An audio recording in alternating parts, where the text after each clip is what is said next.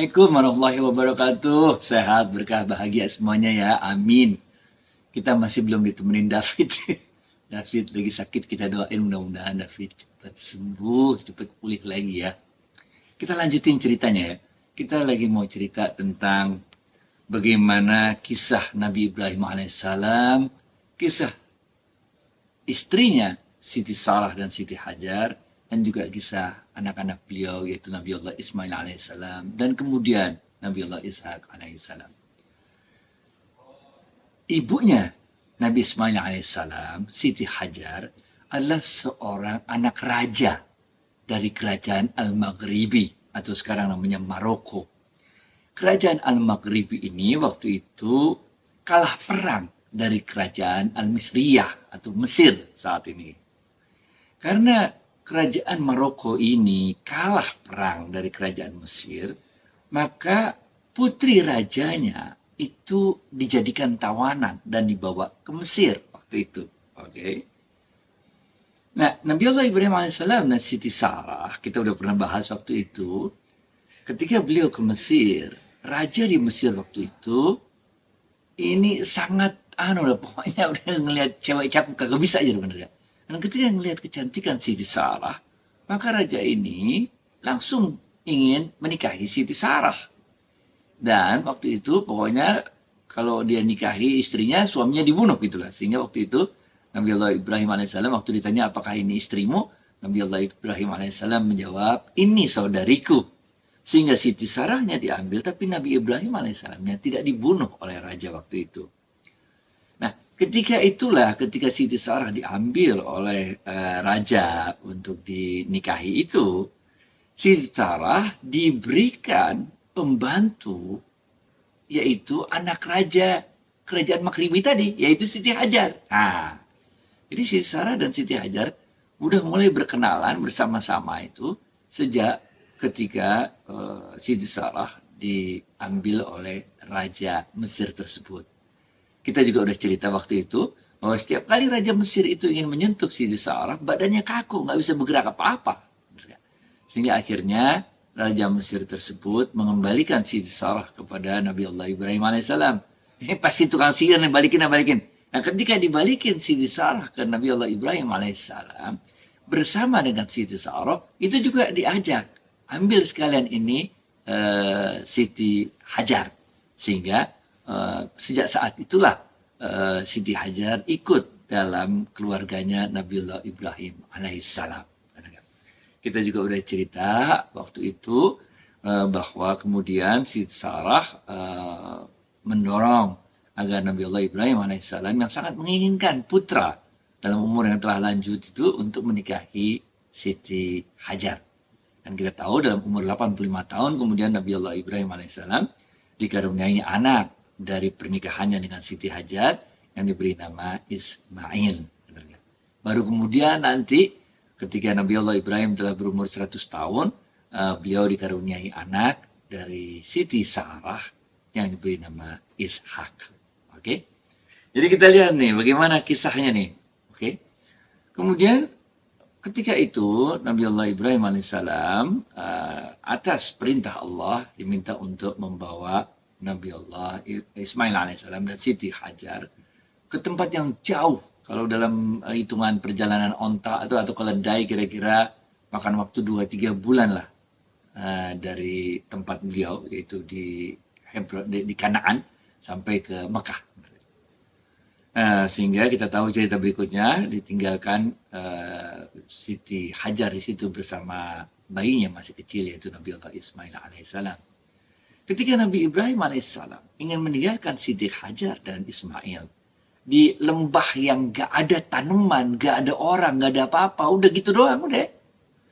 Maka Siti Hajar sampai 3 kali bertanya kepada Nabi Allah Ibrahim alaihissalam, kami ditinggalin gini aja nih, tega nih ninggalin kami gini aja, bener gak? Sampai pertanyaan yang ketiga, kemudian Siti Hajar bertanya kepada Nabi Allah Ibrahim alaihissalam, apakah ini perintah dari Allah? Kemudian Nabi Allah Ibrahim mengatakan, iya, ini perintah dari Allah. Setelah mendapatkan jawaban itu, kemudian Siti Hajar mengatakan, sungguh Allah tidak akan menyia-nyiakan kami. Selesai. Nabi Allah Ibrahim alaihissalam balik ke Kanaan menemui istrinya yaitu Siti Sarah. Sehingga ketika itulah Siti Hajar yang memiliki bayi kecil Ismail alaihissalam ini nggak ada apa-apa, nggak ada makanan segala macam, nyari air susah. Baru kemudian Siti Hajar berlari-lari antara Safa Marwah mencari air, dan kita tahu cerita berikutnya akhirnya Jibril turun berada di dekat Nabi Allah Ismail alaihissalam, kemudian memberikan sumur air yang sekarang namanya sumur Zam-Zam. Nah, ketika Nabi Allah Ibrahim AS kemudian kembali untuk menemui anak dan istrinya di sana, keadaan sudah berubah. Karena keadaan yang tadinya gersang nggak ada apa-apa, udah mulai ramai di situ, benar ya. Bahkan ada orang-orang dari negeri Yaman yang mendatangi daerah tersebut dan mulai bertempat tinggal di situ. Jadi udah subur, banyak tanaman waktu itu, dan juga udah banyak orang waktu itu di sana. Dalam keadaan yang lagi sayang-sayangnya, senang-senangnya dengan anak yang udah beranjak dewasa itu, turunlah kemudian perintah Allah yang berikutnya buat Nabi Allah Ibrahim alaihissalam. Ini adalah ujian keimanan terbesar dalam sejarah manusia ketika Allah meminta Nabi Allah Ibrahim alaihissalam mengorbankan yang terbaik yang dimilikinya, yaitu Nabi Allah Ismail alaihissalam. Ini. Nah, kita tahu ceritanya. Sehingga ketika Nabi Allah Ibrahim alaihissalam ketika mau menyembelih anak tersayangnya itu, kemudian Allah menggantikannya dengan hewan kurban yang besar. Allah ingin menunjukkan kekuasaannya. Sehingga di dalam Al-Quran disebutkan ini pesan kita yang penting dalam episode ini. Allah kemudian menyampaikan pesan kepada Nabi Allah Ibrahim AS, la yanallahu luhumuka wala dima'uka walaki yanaluhu taqwa minkum. Yang sampai kepada Allah itu bukan daging kambingnya. Yang sampai ke Allah itu bukan darahnya. Allah nggak makan itu daging kambing. Allah nggak bukan. Tapi walaki yanaluhu taqwa minkum. Tapi yang sampai kepada aku, kata Allah, adalah ketakwaan kita, ketakwaanmu wahai Ibrahim. Apakah engkau mampu untuk memberikan yang terbaik, yang paling kau sayangi, paling kau cintai, untuk membuktikan ketaatan kepada Allah? Sami'na wa ata'na. Masuk akal nggak masuk akal, terserah. Kalau Allah bilang begitu, kerjain aja. Ini poin paling penting dalam kajian-kajian tasawuf kita. Oke? Dengan cara inilah sebetulnya kita memahami bagaimana kita selalu menempatkan kecintaan kita kepada Allah menjadi satu-satunya cinta dalam hati ini. Kalaupun ada makhluk lain yang ada dalam hati kita ini, istri kita, anak kita, harta kita, dan semuanya yang ada dalam hati kita ini, itu semata-mata sebagai wujud cinta kita kepada Allah. Inilah yang disebut oleh seorang ahli sufi besar, yaitu Syekh Bahauddin Al-Bukhari An-Naqsabandi. Apa yang beliau sampaikan? Yang beliau sampaikan adalah, kalau engkau hanya ingin memiliki pasir-pasir putih, butiran-butiran pasir putih, maka engkau cukup berdiri di tepian laut. Tapi kalau engkau ingin mendapatkan mutiara-mutiara yang indah, engkau harus menyelam, mencarinya di dalam kedalaman laut tersebut. Ini, men. Jadi kalau kita sekedar mau menjalani hidup ini, lempeng-lempeng aja, kita bersyukur. Kita jadi orang beriman, kita bersyukur.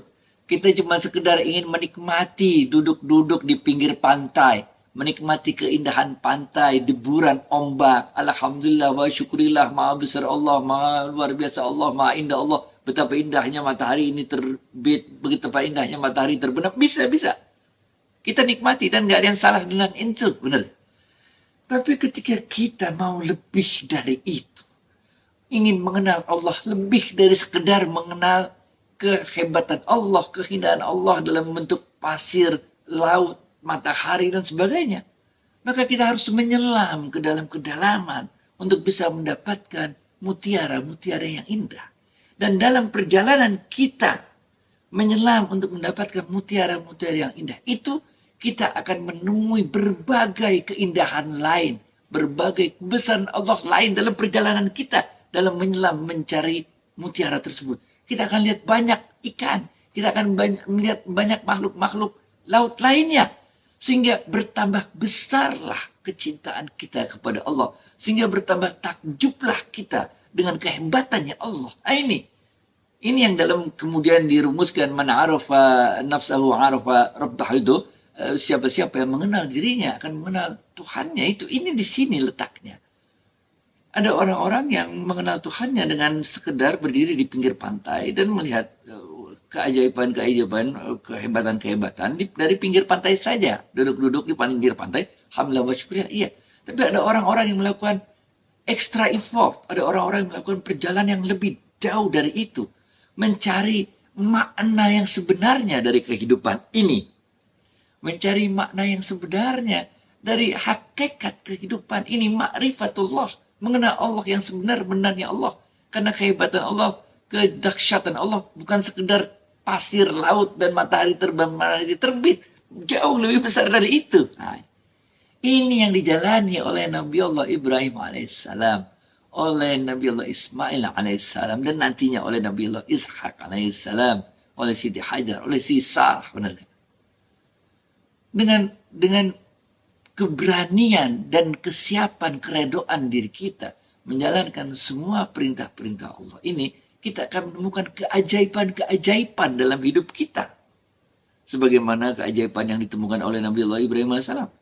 Para ulama-ulama sufi ini, mereka kadang-kadang hidup itu bukannya mereka nggak kaya, tapi duit masuk keluar lagi, duit masuk keluar lagi, duit masuk keluar lagi. Bukannya mereka nggak pernah mengalami kesedihan. Kesedihan terjadi terus, benar nggak? Tapi kesedihan itu dimaknai dengan cara yang berbeda. Sebagaimana para penyelam ini memaknai kesulitan untuk mencari mutiara-mutiara di dalam laut tersebut. Nah, ini emang susah nyelam, benar nggak? Mesti pakai peralatan apa segala macam, terus ada tekanan atmosfer yang tambah lama tambah berat masuk ke dalam untuk nyari segala macam ya.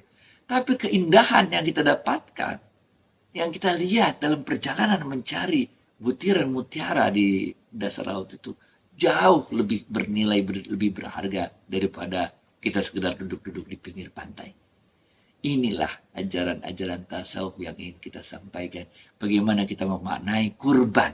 Bukan sekedar kasih duit 100 juta ke sekretaris terus beliin sapinya juga nggak pernah kita lihat, dipegang juga enggak, cuma dapat laporan aja, dapat foto, dapat video bahwa sapinya udah dipotong. Bukan itu, men. Ini bukan persoalan berapa besar sapi yang kita korbankan. Ini bukan persoalan berapa banyak kambing yang kita korbankan. Bukan. Ini persoalan pengorbanan hati. Inna a'tainakal kautsar fasalli lirabbika wanhar. Inna syani'aka huwal abtar. Kata-kata wanhar ditempatkan langsung setelah fasalli, setelah sholat. Dan sholat ini adalah ibadah yang mengoneksi kita dengan Allah. Benar nggak? Fasalli li rabbika wanhar. Langsung ditaruh wanhar di situ, pengorbanan di situ. Jadi selain kita mengorbankan waktu kita, jiwa kita untuk terkoneksi dengan Allah melalui sholat, kita juga ingin membuktikan lebih daripada sekedar sholat, yaitu koneksi kita dengan mengorbankan sesuatu yang kita cintai. Karena sesuatu yang kita cintai itu asalnya juga dari Allah. Benar. Nah, ini. Mudah-mudahan kita dapat melaksanakan ibadah kurban tahun ini bukan sekedar memotong kurban, tapi menghadirkan seluruh jiwa kita, sehingga kita pun merasakan bagaimana Nabi Allah Ibrahim alaihissalam merasakan goncangan jiwa, bagaimana Nabi Allah Ismail merasakan guncangan jiwa, dan bagaimana Siti Hajar selain merasa guncangan jiwa, tapi juga bangga dengan anaknya yang begitu berani untuk menjalankan perintah Allah yang disampaikan melalui ayahnya Nabi Allah Ibrahim AS. Sampai situ dulu ya. Assalamualaikum warahmatullahi wabarakatuh.